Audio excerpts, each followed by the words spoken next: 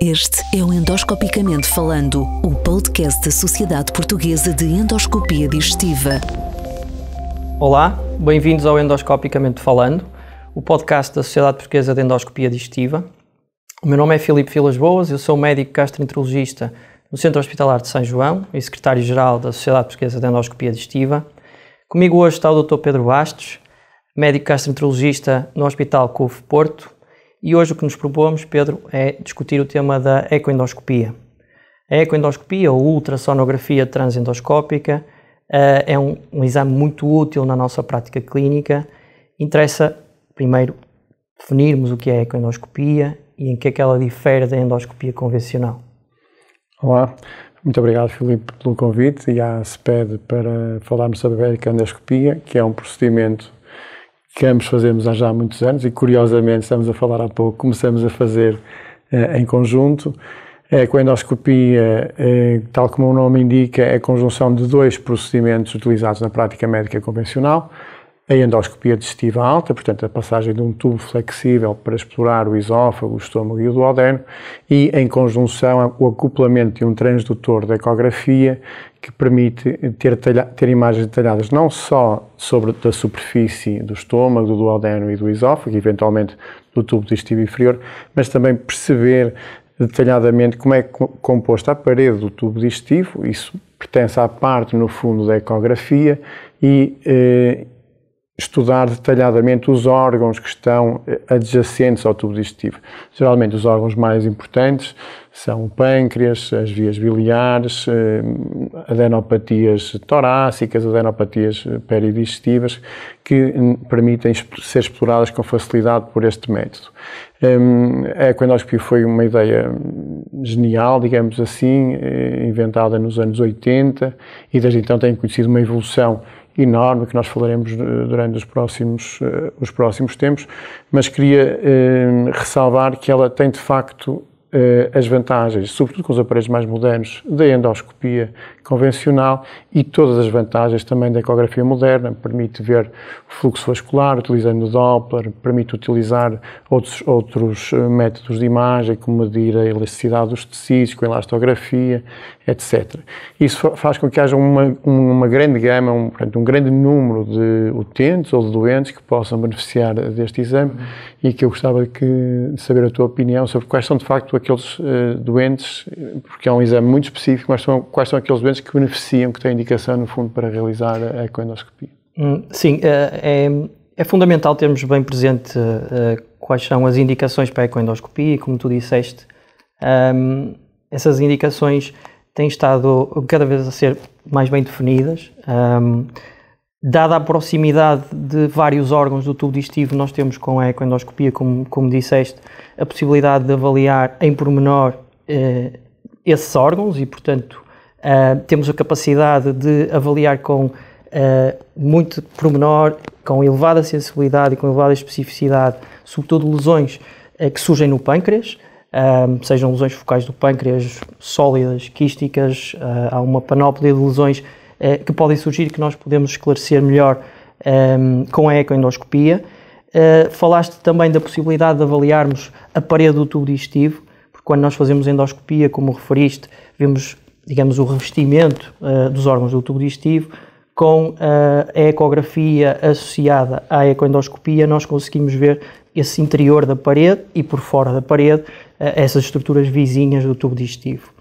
E, portanto, um grande número de doentes vai ter indicação para fazer a ecoendoscopia após o diagnóstico de lesões subepiteliais. Portanto, durante a endoscopia e com a massificação dos exames endoscópicos, nós temos cada vez mais doentes a precisar da ecoendoscopia para esclarecimento de lesões subepiteliais do tubo digestivo, seja no esófago, seja no estômago, no duodeno, quando fazemos endoscopia digestiva alta, ou mesmo lesões subepiteliais do reto, que também são facilmente acessíveis ao estudo com a ecoendoscopia, após uma colonoscopia em que há a suspeita desse tipo de lesões. Depois, se formos também para o campo da patologia anorretal, a ecoendoscopia anorretal também é um exame que, com grande detalhe, nos permite avaliar toda a anatomia do aparelho esfincteriano anal, e, portanto, tem também um impacto significativo no algoritmo de tratamento e de avaliação de várias patologias do foro proctológico, abscessos perianais, fístulas perianais, incontinência fecal, portanto são tudo doentes candidatos à realização da ecoendoscopia. Ainda na área da oncologia, para além do cancro do pâncreas e de tudo quanto sejam lesões focais do pâncreas e das vias biliares, a ecoendoscopia tem também um papel relevante no estadiamento das neoplasias do esófago, das neoplasias do estômago e, mais uma vez, também pode ser um acessório complementar à ressonância magnética também no cancro do reto. Portanto, como vemos, há inúmeras indicações para a realização da ecoendoscopia, como tu disseste, tem evoluído significativamente, até no sentido de nos dar bastantes armas em termos terapêuticos também, como vamos falar um bocadinho também mais à frente neste podcast. Interessa, Pedro, também, falamos da ecoendoscopia, que é o foco do nosso trabalho, mas temos os nossos colegas radiologistas que fazem as TACs, que fazem as ressonâncias e que as leem muitas vezes com grande detalhe. Importa aqui também explicarmos um bocadinho em que é que difere a ecoendoscopia e quais poderão ser as vantagens da ecoendoscopia em relação a estas modalidades de imagem, nomeadamente a TAC e a ressonância. Certo, eu não vejo tanto a ecoendoscopia como um exame que tem vantagens ou desvantagens em relação aos outros exames que temos de imagem, mas de facto muitas vezes como um exame complementar a esses exames de imagem. A principal diferença, obviamente, é que a ecoendoscopia, tal como a endoscopia, é um exame invasivo e, portanto, exige alguns cuidados, que também falaremos, mas, sobretudo, exige que os doentes estejam com algum grau de sedação para estarem mais confortáveis, uma vez que são entubados pela cavidade oral e, eventualmente, pelo orifício anal nos procedimentos baixos. A principal vantagem da ecoendoscopia em relação aos exames de imagem convencionais, ressonância e TAC, na minha ótica, é a proximidade com que nós conseguimos ter, de facto, o transdutor ecográfico perto do órgão de interesse e perto das lesões.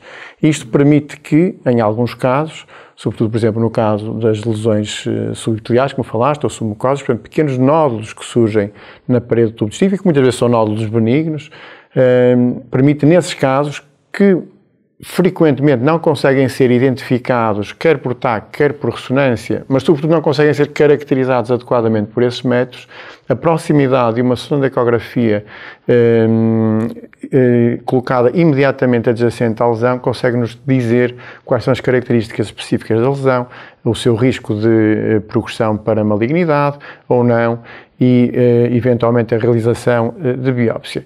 Além disso, sobretudo, também, como falaste, nas lesões dos órgãos sólidos, sobretudo no pâncreas, que é uma área que interessa muito às pessoas e, de facto, é uma área muito importante na saúde e na oncologia, no pâncreas permite ter também algumas características que podem ser difíceis de identificar por ressonância. Portanto, aquilo que se chamam os estigmas de risco nos quistos podem ser melhor aferidos por ecoendoscopia e, eventualmente, até nos tumores sólidos, portanto, nas neoplasias sólidas, poderá ajudar a perceber melhor se a neoplasia está em contacto com alguns vasos ou com algumas estruturas muito, muito importantes, portanto, naquilo que se chama o estadiamento. Portanto, resumindo, eu acho que a ecoendoscopia consegue detalhar algumas lesões que o TAC e a ressonância não conseguem e consegue complementar o TAC e a ressonância no estudo de outras patologias. A principal desvantagem é a invasividade, mas a principal vantagem é precisamente a capacidade que a ecoendoscopia tem de realizar biópsia, portanto, conseguimos ter material citológico ou histológico, material da lesão que estamos a estudar. E queria que nos falasse um bocadinho sobre a principal vantagem, de facto, da ecoendoscopia. Concordo contigo em tudo o que disseste, desse papel complementar destas técnicas da ecoendoscopia com as técnicas de imagem, e a verdade é essa. Nós, estacionando, entre aspas, o endoscópio, o ecoendoscópio, em determinados locais no tubo digestivo, temos um acesso facilitado a alguns órgãos que os nossos colegas da radiologia, por exemplo, de intervenção, terão dificuldade em aceder através da pele, guiados muitas vezes por ecografia percutânea ou mesmo por TAC, e nós temos essa facilidade de chegar a esses órgãos. E como disseste muito bem, a imagem ecográfica vai nos dar grande detalhe morfológico de várias estruturas à volta do tubo digestivo e das lesões propriamente ditas. Muitas vezes essa morfologia é suficiente para nós fazermos um diagnóstico de certeza ou praticamente de certeza. Outras vezes precisamos, lá está, de material para citologia, para histologia, e nessa altura temos os nossos colegas da anatomia patológica para nos ajudarem, para nos fazerem um diagnóstico mais correto e definitivo. E nós com a ecoendoscopia, com o avanço que houve na ecoendoscopia, a evolução e o surgimento do ecoendoscópio linear, que nos permitiu esta passagem para a possibilidade de utilizarmos acessórios que acabam por sair na ponta do endoscópio e que depois nós podemos guiar ecograficamente para as lesões, foi um grande avanço na ecoendoscopia. E temos hoje em dia agulhas de biópsia, agulhas de punção, que nos permitem obter material cada vez mais de maior qualidade e que facilita de facto o diagnóstico depois dos nossos colegas da anatomia patológica.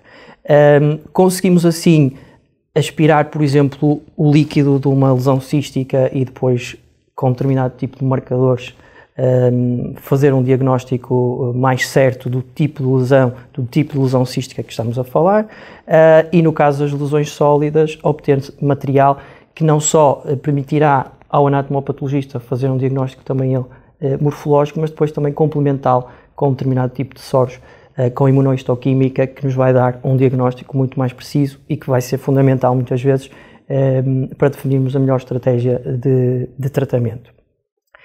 Importa também nós falarmos, e isso preocupa as pessoas, que diz respeito à segurança do procedimento.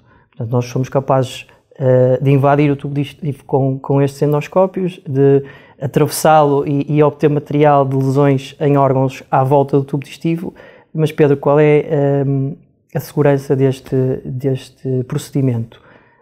O que é que as pessoas devem saber em relação a isso? O que devem saber é que a ecoendoscopia, tal como a endoscopia convencional, é um exame muito seguro. O risco de complicações ou de efeitos adversos existe, como em qualquer procedimento endoscópico ou qualquer procedimento invasivo, e eles prendem-se com dois motivos. O primeiro é o risco de complicações chamadas anestésicas, tem a ver com a parte da sedação e com o doente em si, que é relativamente baixo e é idêntico aos outros tipos de endoscopia. O segundo é o risco do procedimento em si.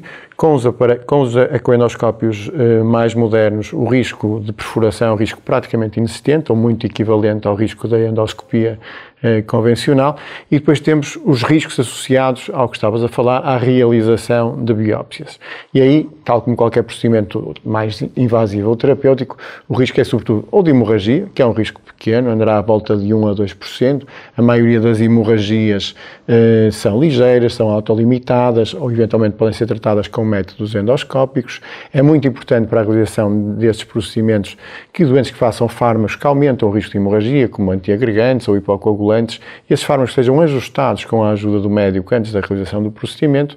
E depois temos, porque nós lidamos com um órgão particularmente sensível, que é o pâncreas, e quando realizamos procedimentos nesse órgão, temos sempre um risco teórico de pancreatite, que é uma inflamação do pâncreas, e no caso os quistes de pequenas infecções.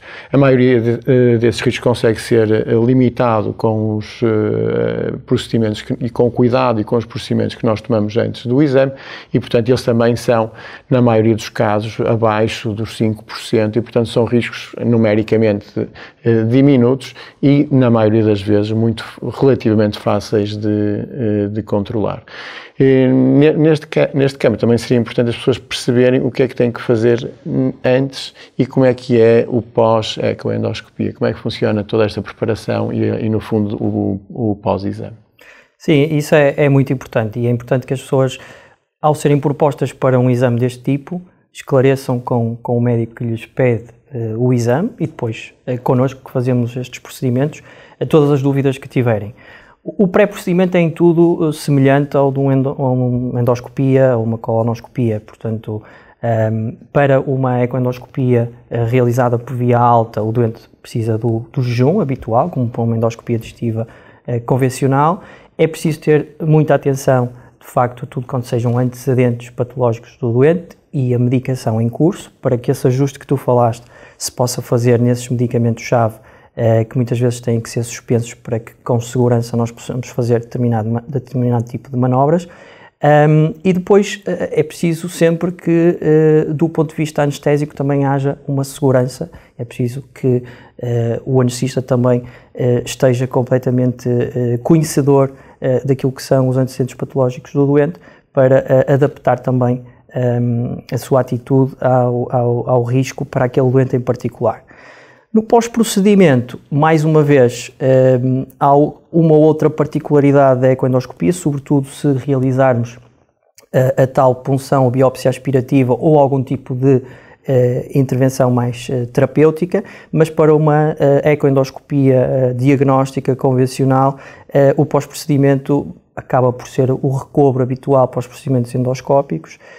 Habitualmente o doente acaba por ficar uns 30 minutos no recobro, vigiado, com monitorização de sinais vitais, acaba por poder fazer também uma refeição ligeira a seguir ao procedimento e terá geralmente a nossa visita, a visita do gastroenterologista, do endoscopista que realizar o procedimento, para dar nota dos resultados e tranquilizar na maior parte das vezes as pessoas.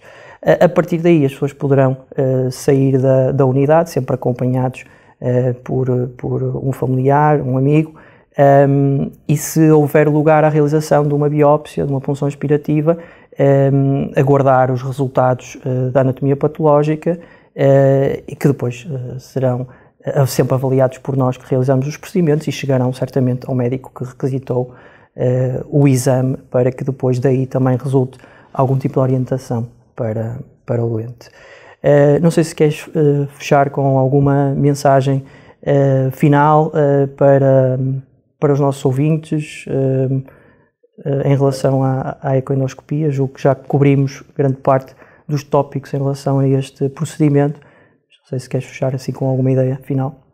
A ideia final é que a ecoendoscopia é um exame que está cada vez mais disponível e que tem cada vez um maior leque de indicações, quer no conhecimento da patologia intrínseca do tubo digestivo e dos órgãos adjacentes, quer no futuro, e é uma área que nos tem entusiasmado muito, na realização de procedimentos terapêuticos. Portanto, permite-nos tratar lesões e permite-nos tratar condições que previamente eram só tratadas por cirurgia ou eventualmente por radiologia de intervenção, e consegue ajudar um pool particular de doentes, por exemplo, doentes que tenham quistos ou abscessos intraabdominais, permite tratar com muita facilidade e com muita segurança esse tipo de doentes, e temos avançado para o tratamento eventualmente de outro tipo de órgãos, como a obstrução biliar maligna, a drenagem da vesícula, que são procedimentos que ainda estão numa fase relativamente inicial, mas que têm gerado muito entusiasmo na comunidade médica. E, portanto, quer na parte diagnóstica, quer na parte terapêutica, acho que é um exame que tem já uma meia-idade, portanto já começou nos anos 80, mas que ainda nos entusiasma e terá alguns anos mais de evolução pela frente, esperamos nós. Tem um futuro brilhante, sem dúvida. Pedro, muito obrigado pela tua disponibilidade para esta conversa. É sempre um prazer estar na tua companhia e poder trocar estas ideias contigo. Agradeço a todos o interesse no nosso podcast. E finalizo com um até já e espero que tenha sido útil toda a informação que entretanto disponibilizamos neste episódio. Obrigado. Este é o Endoscopicamente Falando, o podcast da Sociedade Portuguesa de Endoscopia Digestiva.